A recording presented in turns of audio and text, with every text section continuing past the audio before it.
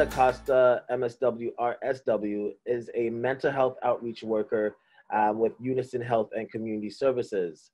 Amanda is a passionate social worker with over 8 years of community service experience. Her skills focused on individual counseling, group facilitation, program development, and outreach planning.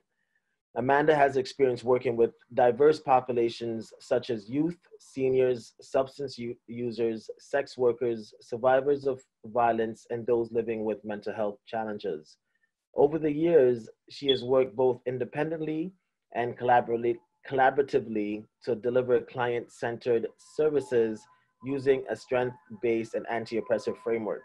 As a growing professional, she is committed to community collaboration, low barrier service delivery, and social justice. ADANNA, PHILLIP, MSW, and RSW.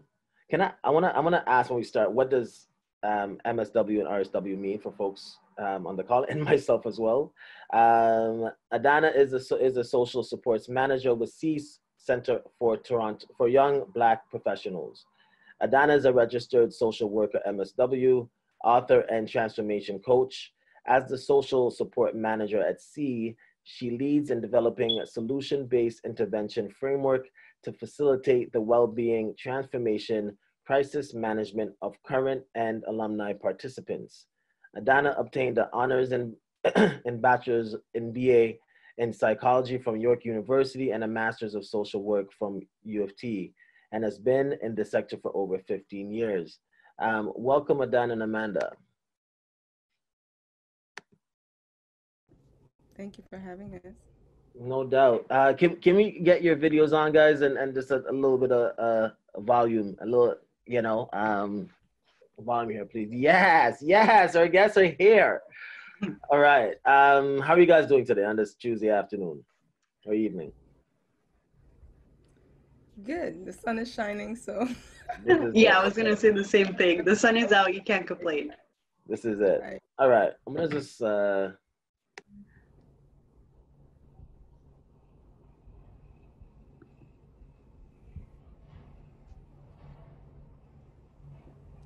Sorry, I was reading and I was seeing ice cream trucks and like a whole bunch of stuff happening. So it's summertime and I'm working from home, right? So we're just gonna jump right into it.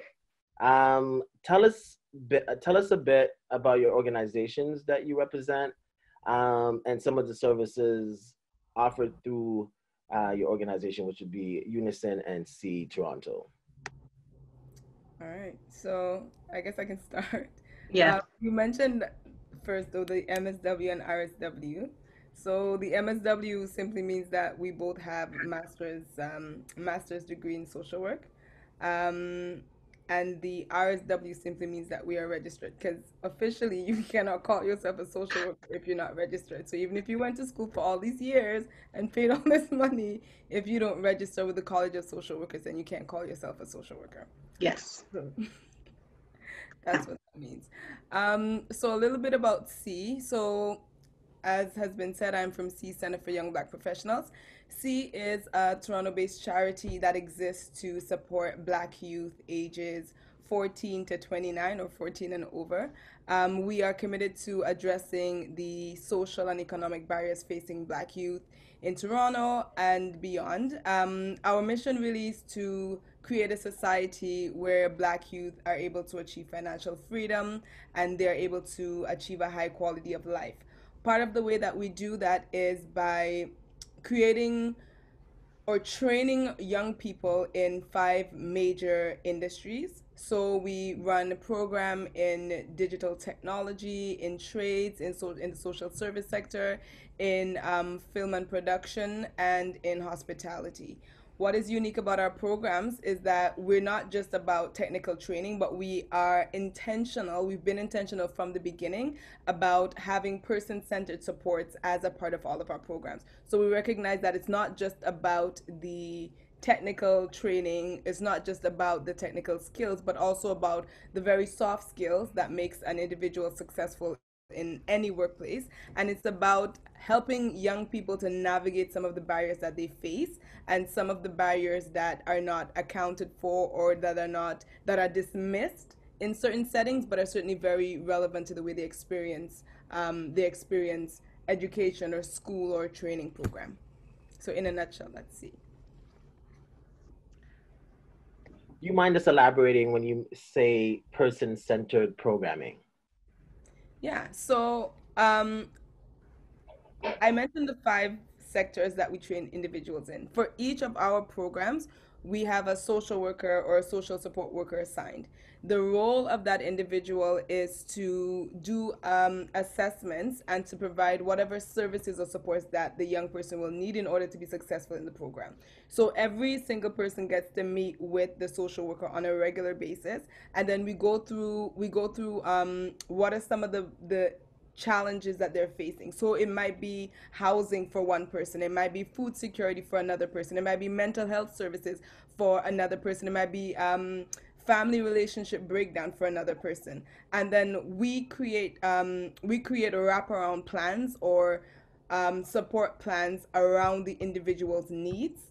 So for example, at the beginning, everybody creates their goals as to what they want to see accomplished by the end of the program, and then the social worker, along with the program facilitator and everyone else, works with the individual in order to meet those needs, in order to navigate those barriers, whether it's childcare, whatever that looks like. We don't just dismiss the other part of your life. We recognize that people are holistic beings, and even though it's not technical, it really does affect the way an individual can, or if they can at all, go through a program. Thank you for that. Amanda, tell us a bit about Unison.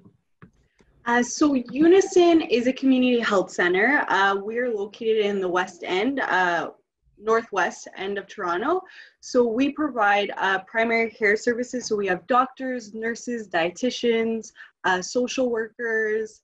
We have a lot of community services. So like harm reduction, for example, or we also have a lot of youth programming. We support people with housing. We have a legal aid clinic. We have a lot of health promotion programming as well. So supporting seniors, new parents, providing exercise and wellness groups. So that's Unison in a nutshell. And we also provide services for folks with health cards, folks with refugee status, and we also service folks with no status in the country as well. There is some eligibility criteria, but we really try to service the most vulnerable populations, because we know how challenging it is to get these kind of services, right? That's really when you talk about undocumented, and this is off script here, when you talk about undocumented workers, are they navigating certain issues due to COVID that other communities are not so much? I think a lot of folks that are like non-status are kind of the struggles that they're dealing with are very different than the ones folks with who are permanent residents or Canadians are not dealing with. So like immigration right now, things are kind of pending because of COVID, things are delayed. There's a lot of worry, like people, when they're ill, they might be afraid to, like report certain things, or whether it's like violence or they have health concerns, there's always that additional fear. So a lot of folks, not everybody always knows their rights. So a lot of our work here at Unison is being an advocate and kind of helping people know how to navigate these complicated systems, because it isn't easy, right? And it's folks with no status, there's an additional barrier. And a lot of them, language barrier is huge, right? So they're navigating a lot on top of a global pandemic, right? So it's challenging. It is. I mean, I hadn't really thought about what it would have been like to be worried about getting COVID, and if you have it, not being able to go to the doctor to report it. So that's really, what is your role at your organizations? And you can just talk a little bit about that. ADANNA, back with you. So at CEE, I am part of, or the manager of the social supports team, or the social support department. And what that means is just that I manage the social workers and the other social support workers on staff. It's a new ish department. We generally just had the programs department before, but we recognize the need to be even more intentional than we've always been about social supports and about really ensuring that we're doing everything possible to support our young people. Mhm. As your needs for wraparound supports are very different from social support. So it's around creating systems that are efficient and effective. It's around creating partnerships that are going to benefit our young people. It's around developing different strategies that are going to be the most effective in terms of meeting the needs for our young people and ensuring that the frontline staff, are always well supported because, as you can imagine, that's the people who are supporting others also need support, and we wanted to be even more intentional about that. That's a great point. I'm gonna put that's a question I'm gonna be figuring out for later on. I'm just gonna put you guys on warning. Yeah. What are some of the ways? I'm sorry, and Amanda, and yourself. Yeah, so I work within the mental health and social work program within the agency, and I'm kind of the first person of contact. I do like the central intake. And I support people with kind of system navigation, that kind of thing. And we'll go into more detail after. Okay.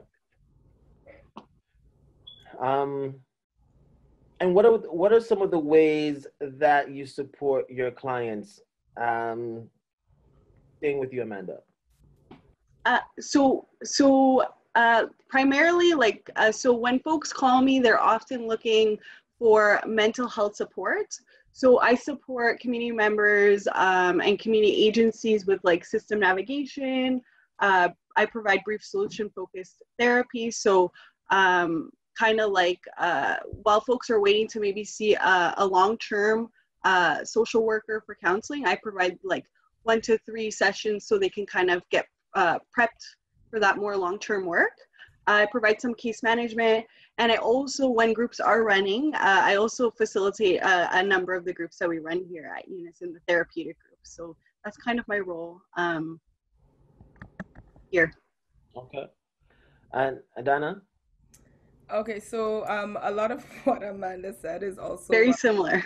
yeah, what I do or what the social support team does. So and now I should also say that our client base has definitely expanded since COVID. So prior to COVID, we served members who were going through one of our programs. Since this has happened, we have sort of expanded our scope to just include really members of the Black community. So you don't have to be going through any one of our programs to access the services that we offer now, which includes kind of like what Amanda was saying, system navigation. Everybody's trying to figure out how do you navigate all the things that are going out. Especially at the beginning, there was so much information coming out and things were changing every other day, and folks were just confused. So being able to sift through that information and give people just the simplest version and even hold people's hands through applying for things like CERB, a lot of mental health support and counseling for long-term counseling, as well as more brief solution-focused therapy, career navigation, especially for folks who are part of our program, so career navigation, and just helping to build individuals' networks and meet their basic needs. So that looks like food support, that looks like housing security, that looks like a variety of different things, whatever need they come with, really. It sounds like it has to be holistic. Yeah, I love that word. Yeah. I love that word. It definitely needs to be holistic. Yeah. How long have you both been working with your organizations? Amanda?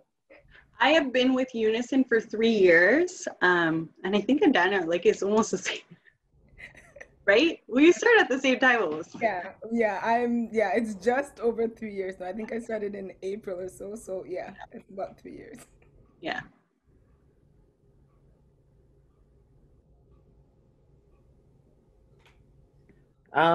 What work were you doing before that prepared you for your current position? ADANNA? I found that to be a very interesting question because I feel like everything I've done in my life has prepared me for this position. And to be fair, the way I saw myself in the social service field wasn't necessarily what it is now initially, but I've always been passionate about systems that are oppressive or just people who, like myself, are disenfranchised, whether that what I'm talking about women or what I'm talking about black folks. Like I've always been in that, like that's always been my mindset. I have been a teacher. My first job was as a teacher in the Caribbean. So that really helps with my need to facilitate workshops here. I've done work with York University's Black Students Alliance. I've done work with the University of Toronto supporting Black students who were trying to figure out what their next steps in their careers were. I live in a neighborhood improvement area. I've worked in neighborhood improvement areas, JVS, Jane and Finch. I've worked at a youth shelter. A variety, everything I've done has been preparation for working specifically with Black youth in the Canadian or the Toronto climate, really. Thank you for that. And Amanda? Yeah, thanks. And as you're sharing, I'm like, so many social workers' narratives are very similar. And I think, for me, I remember being a little girl, and I, as a woman and as a person with like a disability, I just remember like very similar kind of to your narrative. I just remember wanting to kind of challenge some of these systems that place barriers for me and for people like me. So, but I actually didn't go into the world of disability. I actually went into the world of substance use. When I was a teenager, I worked for many years at a methadone and Suboxone maintenance clinic, and I did that work for a really long time. And then after that, I worked at another CHC within a harm reduction program, and I'm very passionate about harm reduction. And then from there, I did some work at Ryerson University at their Office for Sexual Violence. And then I just recently completed my my master's, so I did a placement at the school board, which was very different, right? So, and I think like when you go into this field, you kind of, a lot of us aren't really, we jump around a lot, right? Because it's kind of like a holistic, and it's always changing, right? You're gonna have to have your toolbox full of kind of different skills, because no one's ever the same. So I think, like ADANNA was saying, you just kind of, everything you do prepares you for this job, because it's always changing, right? So yeah. Congratulations on that. What are some programs your agencies have created to respond to the COVID-19 pandemic? Amanda, I'm going to start with you, and then ADANNA. Okay, so prior to COVID, we were accepting clients for primary care, so to see like medical services, but now we're kind of working harder to reduce barriers for primary care, especially for clients who are non-status and with special circumstances. So that's a service that we've been really pushing forth and like kind of doing some outreach around. We've been doing a lot more similar to what ADANNA was saying, like kind of opening the doors to more services when it comes to mental health and counseling. So we're doing a lot of phone counseling sessions now. The agency also has a food security program now, just kind of supporting folks with obtaining food security resources and knowing where to look. So that's a new program. And then we also have a new income support program. So that's kind of just helping folks navigate like how to apply for CERB and EI and maybe some other funding that they might be eligible for. And then most recently, our health promotion group started to launch virtual programming. So they're doing virtual programming for seniors, for postnatal and prenatal groups, and then also fitness groups. So that's kind of like what's new at the agency. Mm-hmm. Okay, cool. For us, we launched right from the get-go. We did what we call the rapid response program. So as soon as everybody came to the conclusion that this was a thing, this pandemic was here to stay, it's not something that's just kind of going to pass, we reached out to all of our members to sort of figure out what are some of your needs, what are some things that you want. So we did a survey with all of our alumni from our inception to now. And we got an idea of what were some of the things that people were looking for. And in response to that, we developed the Rapid Response Program. And from that, it really was about mental health support. So mental health support, not how we normally do it, but for everybody. So everybody gets wellness checks. Everybody gets to have those conversations with a social worker. We also developed something that we would love to keep doing to address food security. We actually do. We deliver food items on a weekly basis. Now that's not something we've ever done before. Now it's such a meaningful, such a widely used program. We do so food delivery. We deliver things like baby supplies and other essential supplies during this time. We do sector scrums. So I mentioned that we serve different sectors. What we did during this time is to create a platform whereby cohorts that are from the same sector can come together and have conversations about how to navigate their sector needs during this pandemic. Talk about what are some of the things that they're doing in order to sharpen their skills, or in order to keep their momentum or keep their motivation, or maybe just have conversations around how their field is being impacted.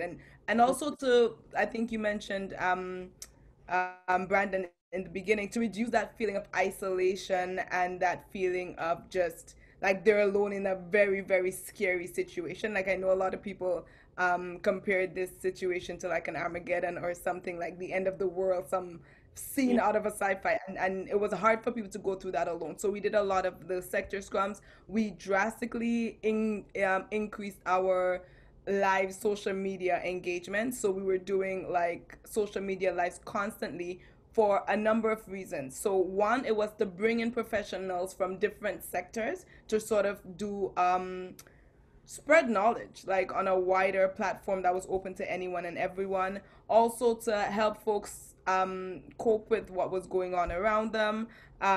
We did even just news segments. We brought out our C News channel that is just bringing information against the community. What are things that are happening? What's going on? What's available out there for you? We also did, because again, the holistic word, we did workout sessions. So we had 3 days a week. We had workout sessions on GoToMeeting, some for staff, because again, we need to take care of ourselves, and then some for the general public. And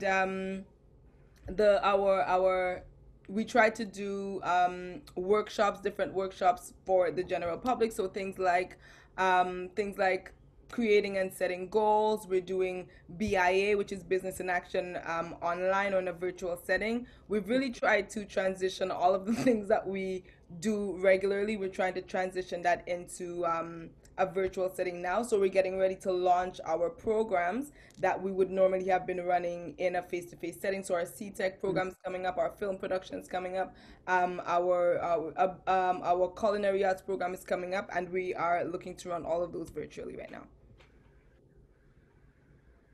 And their exercise groups were really good. I sat in on one once. They're really fun. Yeah, like I follow C, and I've seen Tug's couple interviews, and also seen I popped in to see the exercise, but I didn't partake. I saw people actually working at it. I just like, fun. Yeah, serious, man. Yeah, it was cool, man. They're fun. So yeah, you guys kind of said, like, as a segue, has COVID-19 impacted the way you're able to support your clients? Amanda, and then ADANNA. So of course it has. Like, there's definitely pros and cons. So like on the pro side, I as an agency, and especially from the mental health and social work program, as a team, we feel like there's been more accessibility for harder to reach community members. So folks that might have disabilities, or like childcare is always a thing, or they might have financial limitations. So even taking the bus or paying for gas to actually physically go to an appointment, that barrier has it's not there anymore, because we're doing sessions over the phone or through a video, right? So it becomes more convenient because now the social worker is calling the client. So it's kind of like we're seeing people, there's less no shows. People are like, okay, like I have the session today, I'm gonna be present for it, right? Which is great. And we're able to address mental health stigma. So I think a lot of folks beforehand, a lot of kind of the narratives I was hearing from community members, especially like youth, was like there was a lot of stigma to even go to like a health center to go access counseling supports, and from specific communities, like like there is a big stigma to go see a counselor, right? Like I can say from my own community, I identify as Portuguese, like it's just not something a lot of communities do. So that kind of also addresses that stigma, because nobody really knows. Like you can say you're on the phone with a friend, right? And then there's more options for community members too. Like before, it was just like you just have to come into for an appointment Monday to Friday. We have evenings, but you have to come in person. Now, like there's more options, right? Like we can communicate over the phone, video, we can email. So it's like more accessible. But on the other hand, there are some cons too, right? So like one of the biggest ones is confidentiality.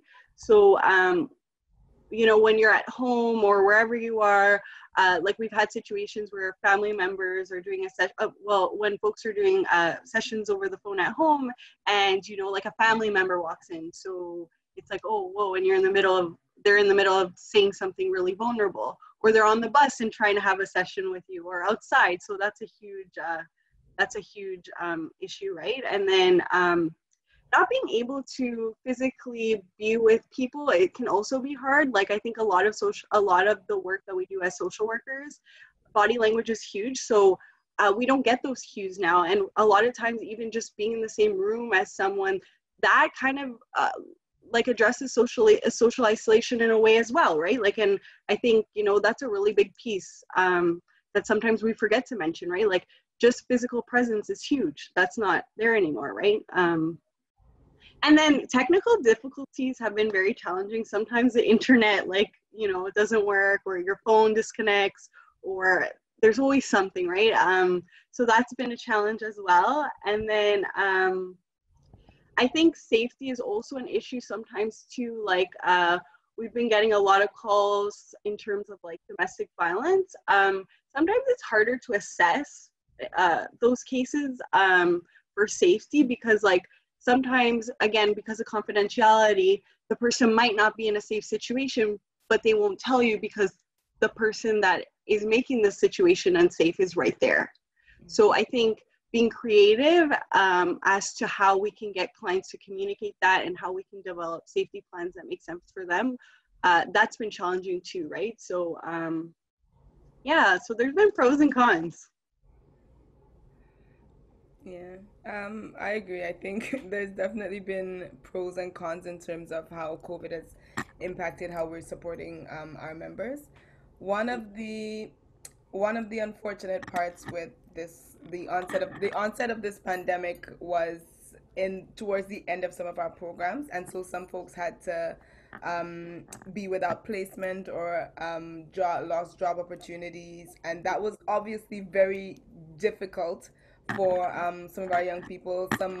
One agency that we were in partnership with actually just closed down like almost to the end of program. So we really had to deal with a lot of managing expectations and trying to build resilience for our young people, because as you can imagine, doing something that you know what the end is, there's a placement coming, there's a potential job, and then all of a sudden everything just kind of vanishes away, Yeah. with no understanding as to when things are going to come back together. That's a very scary place for a lot of people to be.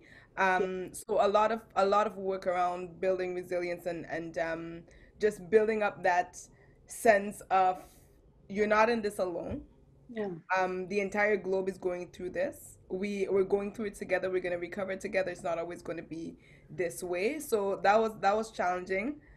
Like Amanda mentioned, the technical difficulties can also be challenging. We do our Yeah. best sort of run through those before we actually face externally to minimize some of those things, kind of like what we did. You know, you have you have the pre-check, the pre-conversation check, just to make sure everything's okay. Yeah. So we do some of that, and then one of the things that, like Amanda was mentioning, one of the things that we've recognized is that more people have been open to therapy, and it's been harder for people to say no. So some of like, I don't think it's a secret that, especially within the Black community, mental health is taboo. You know, we don't always talk about depression and anxiety because, like, who deals with that? Like, Black people don't experience those things. You know, like, those are the conversations we hear so many times. But now, with everybody talking about it, it was easier for people to admit, like, okay, yeah, like, I actually feel very afraid, or like I feel a lot of anxiety, or some PTSD is sort of like surfacing for me. It was easier for a wider variety of people to come forth and talk about it. It was easier for um men as well as women to admit to having going through domestic violence situations. Like, Yes. COVID and the open and honest conversations that everybody was having, that was it wasn't just some people are affected, although people were affected differently, but Yeah. everybody was having the conversation around anxiety and mental health and isolation. So I think it made it easier for folks to have those conversations. One thing that places like Unison and CEE, for me, I feel like COVID has made us even more flexible and Yeah. innovative, and COVID has forced us to stretch. Like, if it wasn't for the things that we're experiencing, there are some ideas and there are some processes, there are some things that are extremely beneficial that we would not necessarily have thought about, because you know what I mean? Like, the need wasn't really there. So it's definitely forced us to stretch, because one of the first things we established was that during this, we're staying open so that we can support all of our alumni from inception. We didn't want to leave anybody untouched,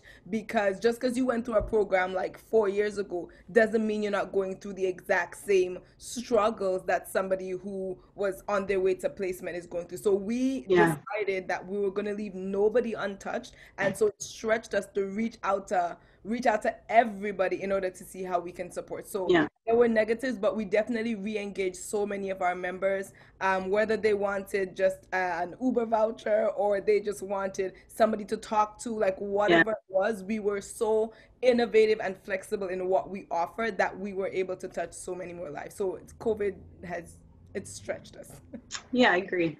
I think as community agencies, it's also, I think a lot of us were working a lot collaboratively as well. But I think, you know, COVID has kind of pushed us to even work more collaboratively, and, like, you know, kind of be like, what are you guys doing? Can we do that in a different way that matches our community's needs? And I think that's a good thing, right? Like, that has strengthened us as a community. And I think, you know, that we should celebrate, right? Yeah. Yeah, agreed. Another question that's, again, this is off scripted, but I was sort of thinking about this in the sense of how do you guys support yourself? Because there's days like, you know, you guys are not, you know, erased or removed from the effects of being human, right? And this is something that I navigate myself, where there's just days where I'm going through depression. There's days where I'm going through, you know, not feeling motivated, feeling overwhelmed. And then there's this vibe of working. So how do you navigate that for yourself? But you guys are supposed to be support. You guys not supposed to. You guys are supporters. So this is the question: how do you guys navigate taking care of yourself and then also do that support for others in those tough days? You want to go first, Adanna? Okay. That's a really good question, because I mentioned before, like, those who support others need to be supported as well. One of the things that we've been hearing a lot more lately is, you know, like, check in on your strong friends, because those are those ones that are expected to carry everybody's burdens, or those ones who, and even though, we say, you don't take things home and you all this stuff, like you Yeah. take some of this stuff home because, well, you work from home. So there's really not that separation anymore. But like the work hours during COVID has been just like, because you're working so hard in order to support folks. So the boundaries were definitely just Mhm. smashed into pieces.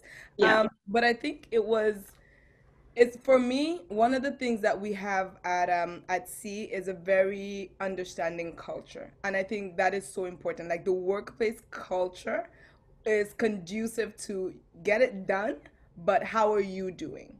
Yeah. And for me, even as a manager, it's ensuring that I have those conversations with folks. Like, how are you really feeling on the ones? How are you doing? And knowing that I can't just tell somebody something and not do it myself. So being able to, set boundaries when I can, Yeah. being able to take a pause when I need to, recognizing that it's important for us to be kind to ourselves, because so many times we find it easier to be kind to other people, and we're not as kind to ourselves. The things that we say to ourselves, the things that we expect of ourselves, like, having reasonable expectations of ourselves, Yeah. because we're not divorced from the things that are happening. Even kind of like to bring this in, Brandon, but even like with the whole movement against anti-black racism that's happening simultaneously with the pandemic, like there's no escaping it. You know what I mean? Like you don't get to be the supporter all the time, because you're experiencing the very same thing that the folks that you're supporting are experiencing. So even like simple things like knowing when you need to take a break from social media, knowing when you need to unplug, knowing that you don't need to constantly be in the loop in order to be validated in any way, knowing that um, there is a group of people that you can have conversations with that leave you energized and refreshed and rejuvenated, understanding that there are when we talk about social capital, we talk about different circles. So there's the circle that you give to, and there's a circle that you get from, and there's a circle that's reciprocal. Knowing that when you need that circle, that are going to pour back into you, as opposed to you always pouring out to other people. Knowing what makes you well. And when I say well, I do, again, that holistic world. So we always talk about self-care in terms of your mind, your body, your spirit, your soul. Like, what are you doing in order to take care of all those parts of yourself? And for me, like, creating a self-care plan is taking care of all those things, even your relationships. How are you taking care of those things? How are those things feeding you? What am I doing for my soul today? What am I doing for my body today? What am I doing for my mind today? What am I doing for, because we are holistic beings. So knowing when we need to take a break, breathe, be kind to yourself, whatever that looks like, even if it means like, going to bed at a certain time, being intentional about what you watch, taking walks with your mask on and practicing social distancing. But like, just, it's the little things on a consistent basis that matter. If you do the little things consistently, then it's not impossible, but it takes a longer time for you to need that big thing, because you do those small things consistently. Thank you for that. And Amanda, ADANNA articulated all so well, so I'm just gonna kind of piggyback off her. I think one of the things she said at the beginning that's really important is like, this whole situation has impacted us all so differently, so being mindful of that, right? And like how ADANNA said, there's certain groups that you're going to give more to and you're going to get more to from, and then there's certain groups where it's going to be more reciprocal. Being mindful of that, being ADANNA, you said it so beautifully, so I'm not going to go into too much detail, but I think, as human beings, like most of us are creatures of habit, so routine is really important, and it makes a difference, right? So it's like making sure, like, you're trying your best to maintain, like, that sleep that we need, or what works for you, right? And making sure we're trying to get a little bit of physical exercise, and the food that we put in our bodies, being mindful of those kinds of things. And just honestly, like, sometimes you need a break. So like, I know last week I had, like, it was a more challenging week. It was a heavier week. There was a lot of crisis. So by Thursday, I was really feeling it. And I think being able to compete, when you're lucky to have an employer where you can communicate that, like, I need some time, like I just need to recharge. That's really important. So setting those boundaries, knowing your limits, because if you're just going to go, you're not going to be very much good to anybody, right? Like, because you're not going to be able to provide the care, the support, whatever it is your role is, in the best way you can, right? Because you're not going to be fully charged. You're going to be halfway there. And I think that, just that, telling myself that, like, oh my God, I'm not going to be fully present for the people I'm supporting. That's enough for me to be like, I need to chill out. I need to like do a little bit less today, and just be aware of that. And it takes time, but it's, these are things that we need to get into the habit of, because how are we going to move forward if we don't kind of maintain these routines and listen to ourselves, right? So I really appreciate the transparency in both your answers on that one. Back to the script. Amanda, we're going to start with you, and then Dan, if you can just answer this question, which is, what are some of the mental health supports needs that you've seen emerge over the past few months with the clients that you're seeing? Okay, so I think there's been a couple of things, like a couple of trends. So a social isolation has definitely intensified. I'm seeing a lot more people presenting like symptoms of like loneliness, a lot more relationship stressors, because it's harder to set boundaries. People are in like shared space, there's a limited amount of things that we can do. So that's definitely been a big one. Increased use of substances, moods are much lower, and people are often presenting feelings of continuous like worry and anxiety, and just not that feeling of not knowing, right? Which is absolutely understandable. And then we've also been getting a lot more, like I had mentioned before, domestic violence incidents, and like a parent asking for more support with parenting, right? Because it's been a challenge, right? Like, it's summer right now. A lot of kids would have been doing, at Unison, we have a free camp that we offer a couple of weeks in the summer. That doesn't exist right now. It's an extra burden for parents and for certain people. So of course these stressors are elevated. Yeah. Yeah, I feel like it's pretty much what it really is pretty much all the things that Amanda said. She mentioned all the things that we see in terms of exacerbated mental health needs. I think the only thing I'd add to that, and obviously that's very culturally specific, but given the climate and the challenges around anti-Black racism now, it is the Mm-hmm. sense of hopelessness sometimes, and the overwhelming feeling of tiredness, like the emotional, mental, spiritual, just tiredness and hopelessness around, okay, what do we do? Where do we go? When is this going to stop? So that's definitely something that was exacerbated more at this time because of the things that are happening in the US and Canada. Um, that obviously just, along with COVID, just made everything so much worse. But yeah. Yeah.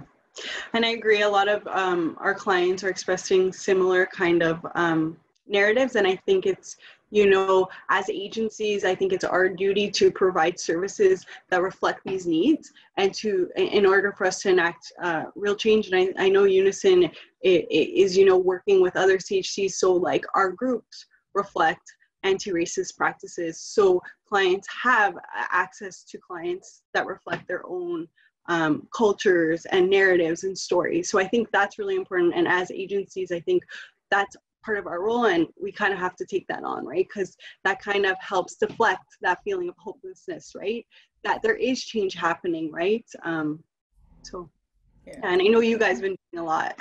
I feel like I feel like Unison has always been intentional about providing support from a place that understands the diversity of the community within which their residents. Like they know where they are, and the groups and the supports and the social workers like always represent that. So when we're sending folks to even post COVID, when we're sending folks to to Unison, like I can say to Amanda, like you know where this person's coming from, like you know the kind of support that they're going to need, and they've always been good with that. So hats Yeah. off to for that way. I think it's important as agencies, especially mental health agencies, to be purposeful about who we hire and the kind of services we offer. So we know we service a very diverse population.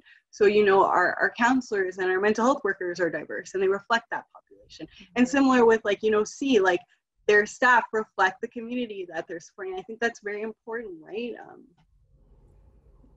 Yeah, Definitely.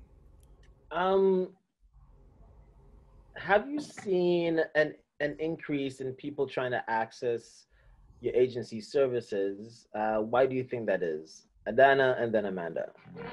The answer is definitely yes, which is why we thought, you know what, like this can't just be a C alumni thing. Like we have to just open this up to, obviously we have boundaries still, but we have to open this up to the wider community, because everybody experienced loss of jobs. Everybody is experiencing the fear, the anxiety, the depression. Everybody's experiencing a surge in just needing those very basic things. And because of our rapid response program, because we were offering those very basic things, individuals definitely reached out. Also, at the beginning of this, there are a lot of agencies like ours whose doors were closed. And it was such a hard thing, because where do you go when the place that you're accustomed to going is no longer in operation due to this pandemic? And one of the things one of the things that our executive team, our executive director, I must call her name, is Agapi Gisesa. And one of the things that she really did from the jump was go hard in saying like we cannot afford to abandon people when they need us the most. So that means going back to funders and be like, you have to help us, because we are, if our doors are closed, if like where are people going? You know what I mean? Because so many doors were closed at the same time. Yeah. So the fact that there were less options at the beginning, and the it wasn't just a youth issue, it was a global issue, and people just didn't know where to turn to. Yeah. And we were accessible and open and available. Definitely there was definitely increase in demand for services, and yeah, because everybody's going through the same thing at the same time. Yeah. So very similar to ADANNA, like a lot of places were closed, okay? Like that is devastating for people. Like think if you're a senior, like you have, a lot of our seniors, they have their routines, you know, they go to certain groups throughout the week, they have that set routine every day, they've been doing that 365, all of a sudden gone.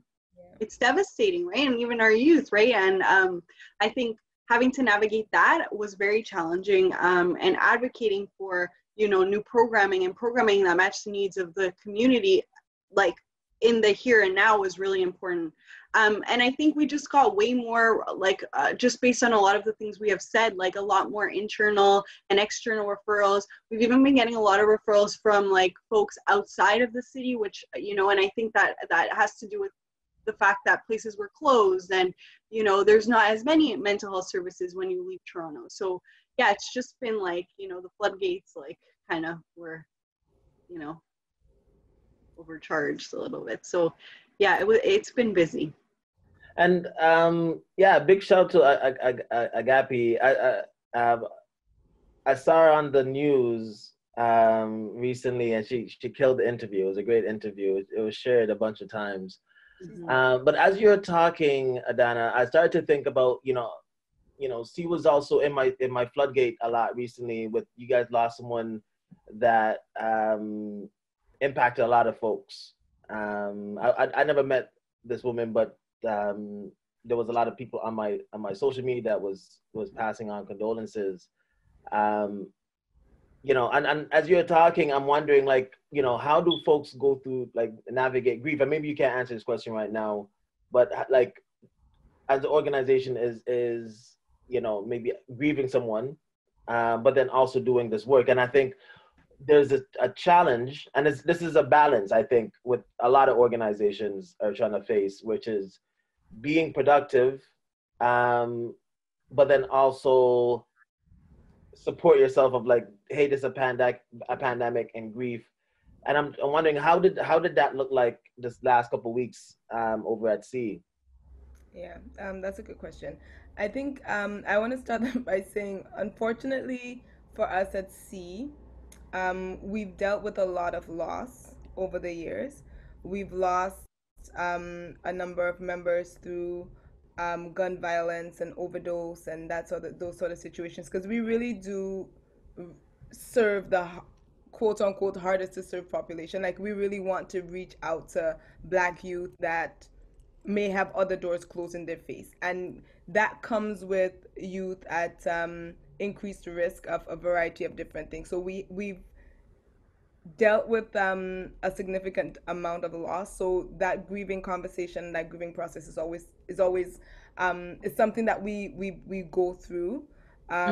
Unfortunately, this is the first time we've had a former member of staff pass. The interesting thing about that is, so some of our staff are fairly new, and the former staff who passed was from one of the staff members who were there towards the earlier part.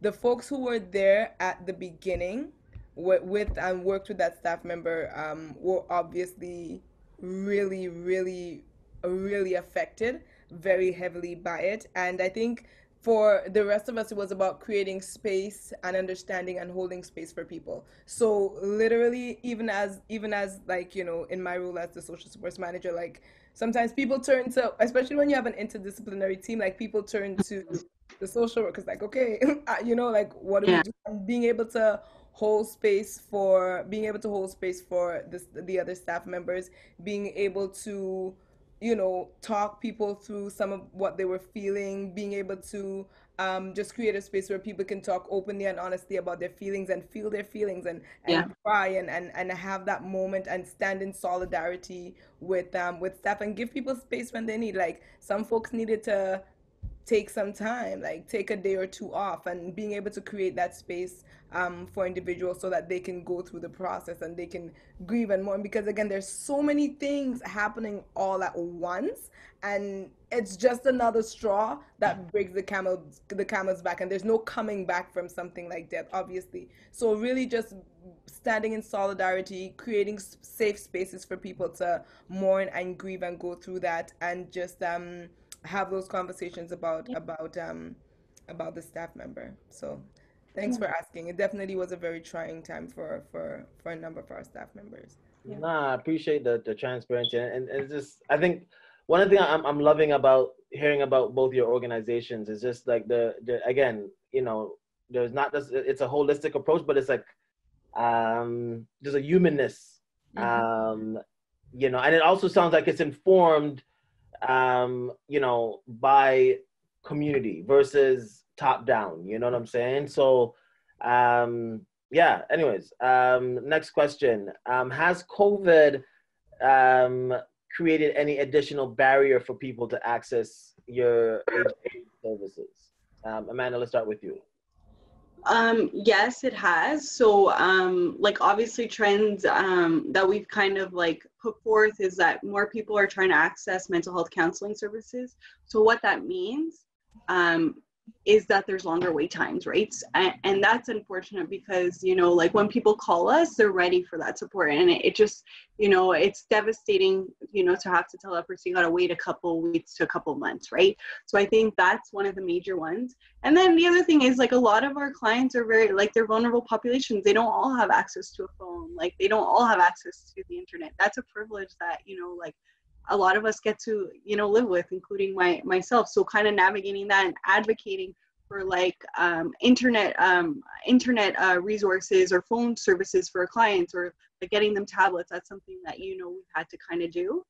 And then just going back, like, a lot of services have changed, or they're not operating at the same capacity. So housing, like food banks, like, they're working differently.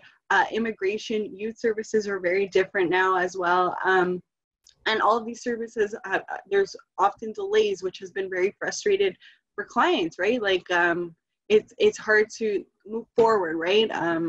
So yeah, those things have all been really tough on us as a community.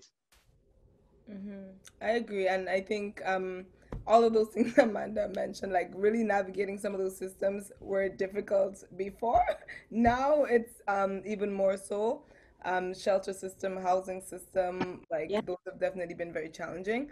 Another thing is, in addition to what Amanda mentioned, another thing is that we were very intentional about meeting people where they're at, literally, if we yeah, didn't hear from them. So prior to COVID, we would, if we're trying to reach out to a member and we're not hearing from you, we don't know that you're okay, we would literally go to your house, knock on your door so we can see your face, so we know that you're okay. We know, because sometimes when you're in the throes of depression or whatever, it's hard to reach out or even yeah, answer the phone or make a call. So we would literally go to people's homes.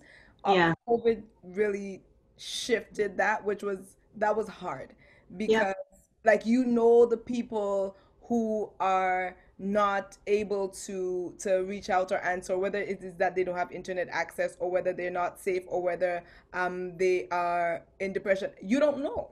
You know what I mean? Because there's no way of figuring that out. So especially at the beginning, it was hard. Now we're getting back to that somewhat. Maybe not going to people's homes, or going to, like, arranging meetings in different spaces, in public spaces where we can practice yeah, social distancing. So malls and in the community. But that was definitely something that was a barrier to folks accessing services. And if they can't come to us, like, us going to them was definitely a big part of how we do what we do, and that yeah. was challenged very heavily during this time. Mm-hmm. For sure. Yeah, I appreciate that. Um, Staying with ADANNA, what kind of mental health supports are people who are employed navigating during this time of COVID-19? That's a good that's a good question. So some of the organizations, like our organization, we have EAP, which is like an employee assistance program that folks have access to, that folks are able to use. But I would say the first thing is our culture of supporting each other, and relying on each other. We have psychotherapists. We have a psychotherapist on staff that is providing support to even staff members remotely.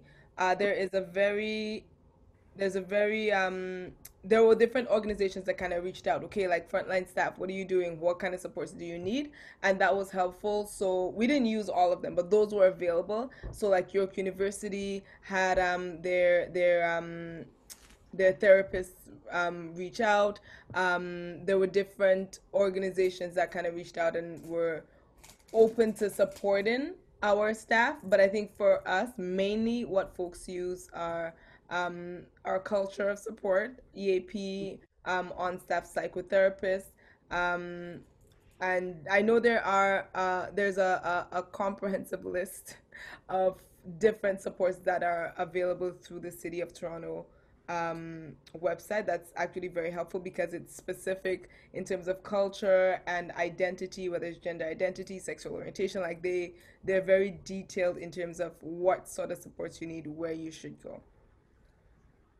I'm going to rework that question, actually. I'm going to rework that question because where I was trying to go with that question is what people who are working or employed right now during COVID, what are some of the mental health stressors that are coming up for them who are working? Oh, um, there's a lot of the same things that folks that are not working are going through. So Yeah. there's a lot of anxiety. There's a lot of fear. Like, there are folks who still are adamant about not getting out of their house for any reason whatsoever, that are on staff.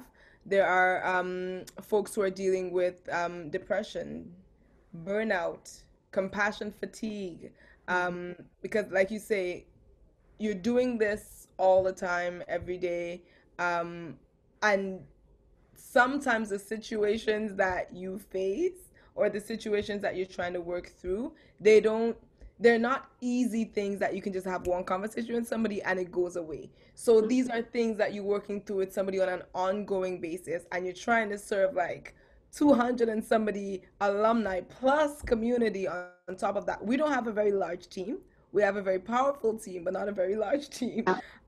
So folks having to deal with things like compassion fatigue, folks having to deal with things like burnout, and us constantly having to rework or reassess, what does work look like for you? What does work need to look like for you for the next week? What do you need in order to, because one thing I always stress is the work needs to be sustainable. What we're doing needs to be sustainable, because a lot of times in the work that we do, sustainability takes a hit. Like we go hard and we take care of everybody, but if we don't take care of ourselves, we can't do this work for very long. So sustainability is definitely something that we try to do a lot, but compassion fatigue and burnout and anxiety are three of the most prevalent things that we've seen this time. Sorry, compassion fatigue. What is that exactly? I've never heard that before.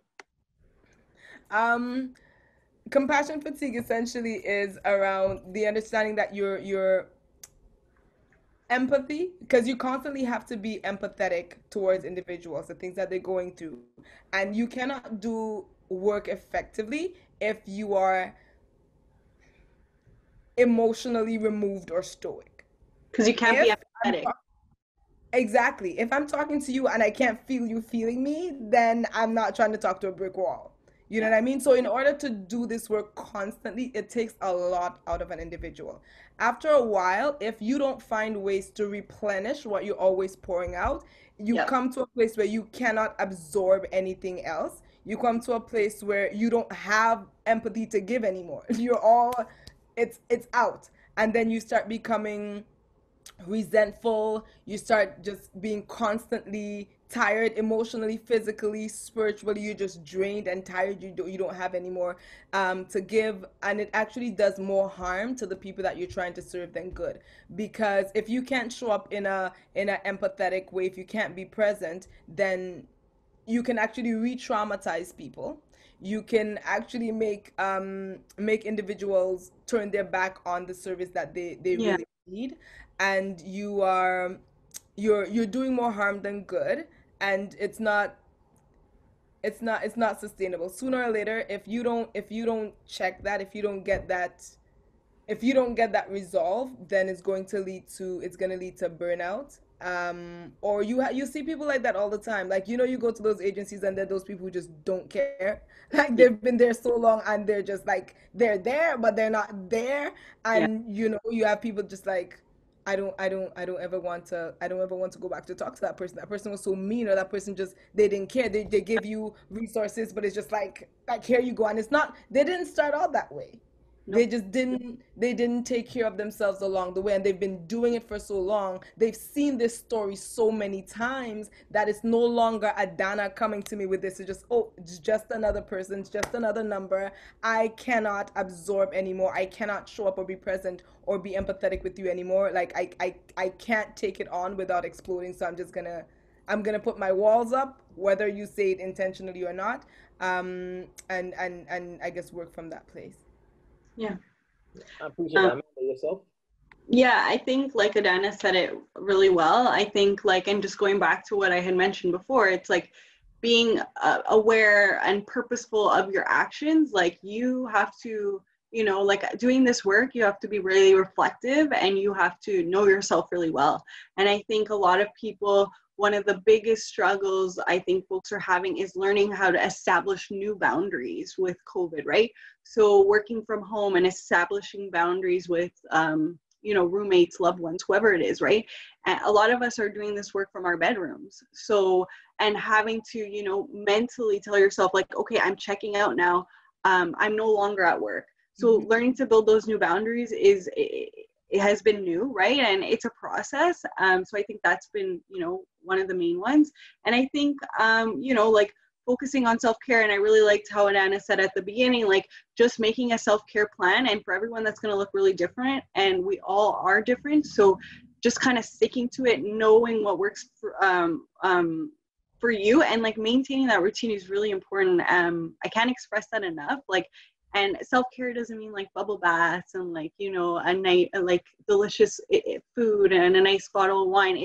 It can be like, going for a walk, calling your best friend, like watching a show you like it's so different for all of us. But just, you know, having that plan, I think the most important thing is just being organized and, like, you know, just being true to yourself and knowing what you can and cannot handle, because at the end of the day, if you're doing more than you can kind of take on, you're not going to be helpful.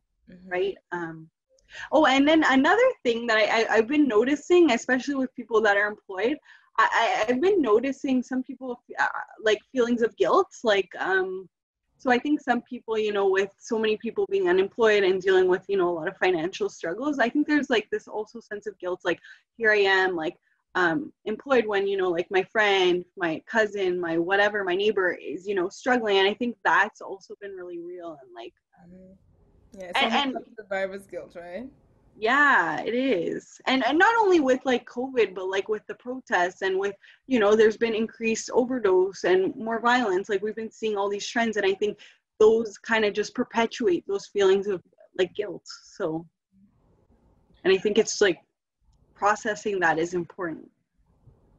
And I like how C, you know, like C does those huddles in the morning, and I think as a team, and I think that's, you know, great. And I think, you know, ADANNA, going back to like, you know, the city did put out that great resource, and that's something like, you know, people who are employed, you can advocate to your employers and be like, hey, is there any way we can adapt some of these into our workplace, right? So I think that's really important as well. I'd love to hear more about this huddle, actually. Yeah, no, it's great. I think it's a great idea. So we call it Scrum. Yeah. We call it Scrum. So every morning before the day starts, the entire team meets. Like obviously now we're doing it via GoToMeeting. The entire team meet, and it's a way to have people come to the space, come to work, and find themselves there. Because obviously we come to work and physically we're there sometimes, but mentally we're just all over the place. So we do different, we have discussions, sometimes just completely random discussions about things that are happening in the world, or just to get people's perspectives and people's thoughts and feedbacks around different things. So sometimes the question can be as random as, if you could be a person from the past, who would you be, or what is your superpower? And everybody gets to go around and talk about it.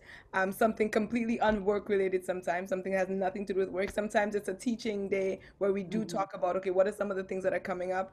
And so we have those discussions. We ground ourselves, and then we do what are you doing for the day and what support do you need? So everybody kind of goes through, okay, this is what my day looks like. I'm gonna need Amanda to help me with this. I'm gonna need Brandon to help me with this. Like I'm gonna need some time to block off that nobody contacts me during this time because I'm gonna be doing coaching or whatever that looks like.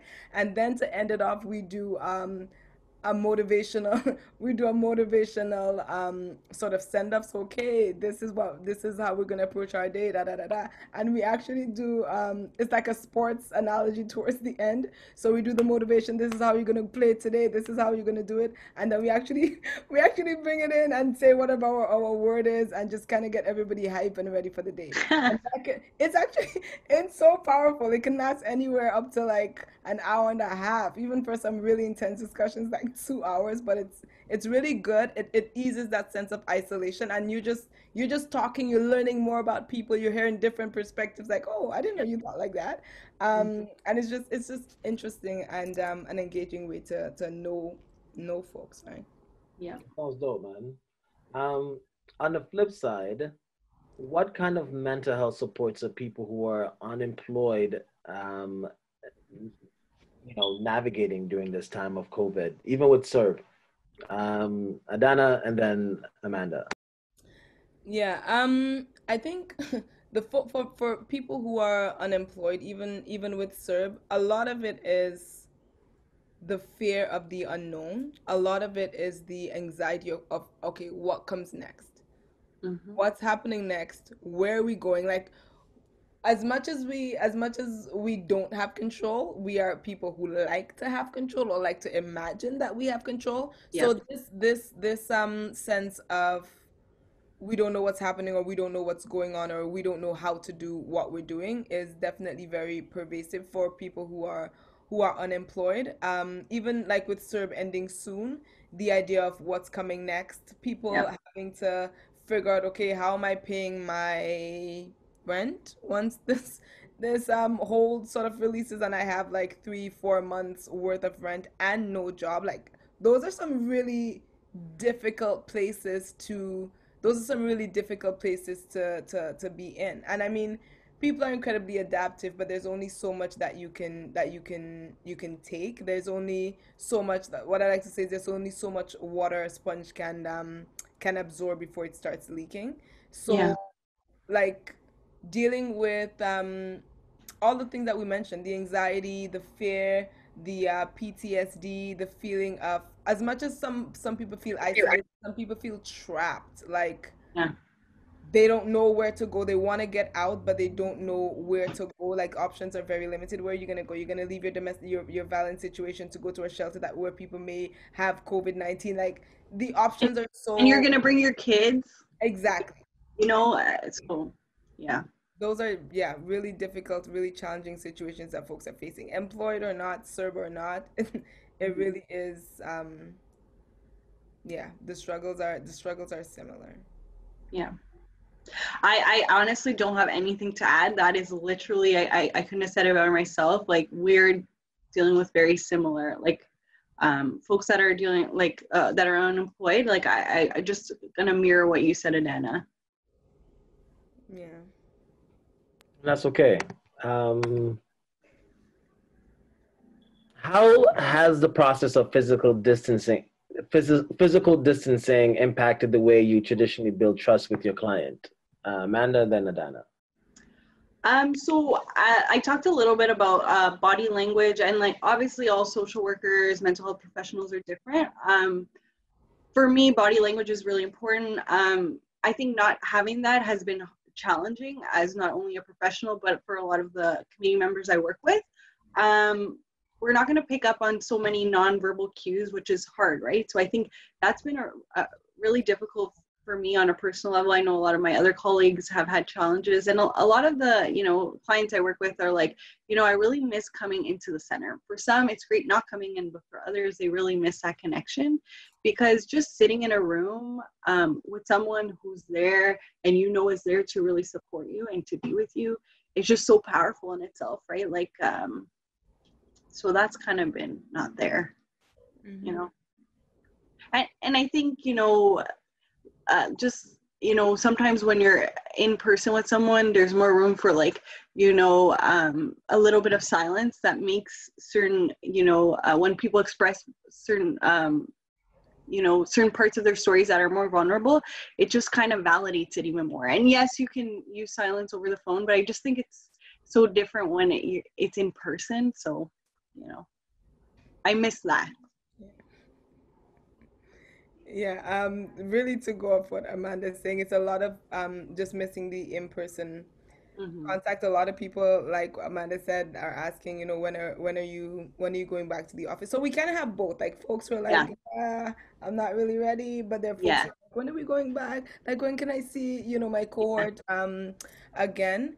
I think in terms of building trust, for me, human beings again are very adaptable. So Yes. at first, the whole online thing was kind of like, that's a lot. The working from home Yeah. was, that's a lot, and then people kind of got used to it. So it was very shaky at first, but Yeah. then we started to just kind of figure out, okay, so, and again, confidentiality and privacy definitely comes into it, like Amanda mentioned. But are you going to be okay with a phone conversation, or do you need a Zoom conversation? You know what I mean? Yeah. Because like for me, because it needs to feel like you're in person as much as possible, Mm. and you do have those moments where you need to, where silence needs to not be, yeah, my phone got cut off, or my internet my internet left, my internet got Yeah. interrupted. Just like me sitting with you, like I need to see your face, I need to Yes. see those cues, the body language and all of that. So it's about people just understanding, okay, what do you prefer?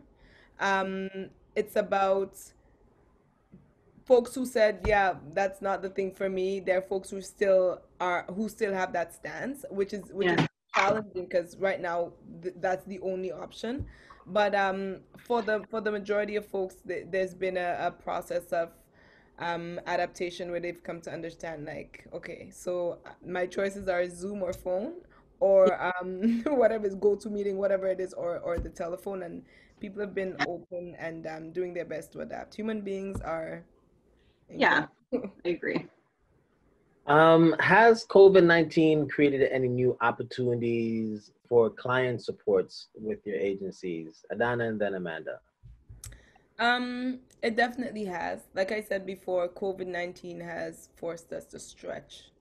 And stretch in ways that we're never gonna go back to. Some of the things that we were not doing before. So again, literally delivering um 30 to 50 something boxes every Friday to people all over the city, mobilizing our staff to do that. Like that wasn't a Yeah. thing before. Now getting in partnership with different volunteers to help us to deliver those things, like being able to just meet people's basic needs more intentionally has been a real blessing for the folks that we served. COVID-19 has forced us to be entrepreneurial even more and to encourage that entrepreneurial spirit in our members. Because when you can't depend on somebody for a job, you have to create your own jobs. Yeah. So really, and the business in action or the entrepreneurial thing has always been a part of C, but even more so now we're like, okay, people are coming with different ideas and we're trying even more to harness that or to hone those skills, and just for us to talk more. It's opened the space for us to talk more about rest, about mental health, about self-care. It's really opened the door for us to be more intentional about that. I think one of the things that we did right from the jump was Mindfulness Days and producing different mindfulness videos. Like the uptake on that was incredible. Like people were really just going into that head first, and it was just like, yeah, because people need that, and we that's not something we're intentional about doing before because we're so busy doing, programming and technical development and soft skills and da. We never really stopped to be intentional about that part. So those are new opportunities. Providing for basic needs are new opportunities. Being more aware of some of the things that we need to provide for people in order for them to be successful in program has been a new opportunity. So now you need to not just think about transportation to and from program. You actually need to think about internet access. You need to think about people having the proper devices to access the programs. You need to think about whether, like, do they have a space, like are they living in a shelter, I'm doing the program, or what that looks like. So just helping us to be more focused and more intentional to more people has been a thing for us. So again, it's definitely stretched us. So yeah, for new opportunities. Yeah, and just like to piggyback off you and Dan, I think like what it has done is just like it just made us more accessible and more flexible. And for me, I couldn't be more proud because I went into this field to create more accessible avenues for folks, and I think we're really doing that, whether it's through food security or like mental health support or primary care, and just making sure people get those services, because we know like those are kind of the pillars to a happier, safer, healthier life, right? Like without those things it's hard to thrive. So I think that's what we're trying to do, and that's kind of the path we're on.